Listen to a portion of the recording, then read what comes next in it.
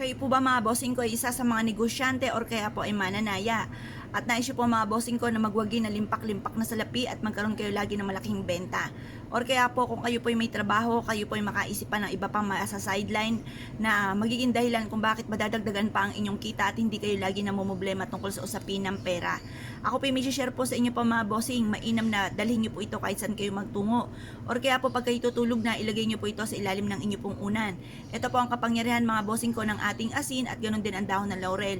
Dito po tayo nagsimula mga bossing at ito po ay napaka-generous na magbigay ng tulong. Dati-dati ang hinihingi ko lamang po ay kokonti pero labis-labis naman po ang pinagkaloob. Kaya ako po ay minumungkahi ko po sa inyo po mga bossing ko basta't kayo po ay may positibong pananaw sa buhay. Kayo po ay alam nyo na hindi laging ganyan ang takbo ng inyong pamumuhay tapos kayo po ay napakasipag na tao, madiskarte. Hindi kayo nakakalimot magdasal. Sabayan nyo rin po ng ganito. Ewan ko lamang po mga bossing ko kung kayo po ay mamublema pa tungkol sa usapin ng pera. Iaadya ka naman ito kung saan lagi kayo suswertihin. Proven po ito na napakaswerte. Ganito lamang po inyo pong gagawin. Kumuha po kayo ng asin. Ang asin mga bossing ko ay subok na nagtataboy ng mga kamalasan. At ito pong asin ay isa sa mga subok na mabisang proteksyon sa mga kamalasan. At ito pong asin ay subok na nagtatawag po ito ng swerte. Ito po ay swerte sa pangkalahatan, swerte sa pera, swerte sa kabuhayan, swerte sa buhay pag-ibig, swerte po ito sa buong pamilya para malayo ka rin sa anumang kapahamakan at hindi ka magkaroon ng karamdam at magkaroon ka ng mahabang buhay. Ito namang ating dahon ng laurel ay isa sa mga unli wishes. Ito po mga bossing ko ay napaka-generous na magbigay ng tulong. Isa po ito sa mga blockbuster na pampaswerte. Ngayon po mga bossing, pagsabay niyo po itong dalawang ito po ay makakatulong upang sa ganon, makamit lahat ang mga pangarap sa buhay. Proven po ito mga bossing.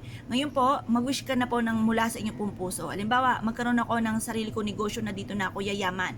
Direct to the point ang pag-wish, walang gamit na sana. At pagkatapos sabihin niyo po kung kayo may karamdaman, gagaling na ako sa aking karamdaman at magkakaroon ako ng napakahabang buhay.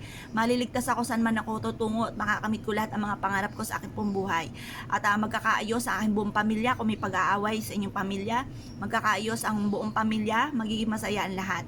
Pagkatapos po nito mga bossing ko, ibilad nyo ito sa sinag ng araw hanggang alas 8 ng umaga. Makalipas ang alas 8 ng umaga, kunin nyo po ito, ilagay sa inyo pong bag or ilagay sa inyo pong bulsa, bitbitin kahit saan kayo magtungo. Ang dulot po nito ay napakaswerte. At sa gabi mga bossing ko, ilagay ito sa ilalim ng inyo pong unan. Upang sa ganon, makapahinga po kayo, makatulog ng mahimbing kasi may mga pagkakataon na ang dami mo mga problema, hindi ka makatulog. Kaya kailangan nyo po nito para makatulog ka ng mahimbing at makapag-isip ng tama. Ang mga taong hindi makatulog mga bossing ko, masakit ang ulo pagising at magulong isipan, hindi makaisip ng tama. Kaya yan po, magkakanda, kumbaga magsisegue na lamang po mga bossing ko ang inyo pong mga pinaplano. Kumbaga, wala kasiguraduhan ang tamang solusyon dahil nga po kayo ay walang tulog at kayo po ay kumbaga napapagod ang isipan, kaya hindi kayo makapag-isip ng tama at mainit pa ang ulo. Maaaring kapag naging maitin ang ulo, nakaaway na lahat sa miyembro ng inyong pamilya, lahat sa inyo ay galit. Kaya mas mainam meron kang proteksyon, makatulog ka ng mahimbing, makapag-isip ng tama, kakapitan kayo ng swerte.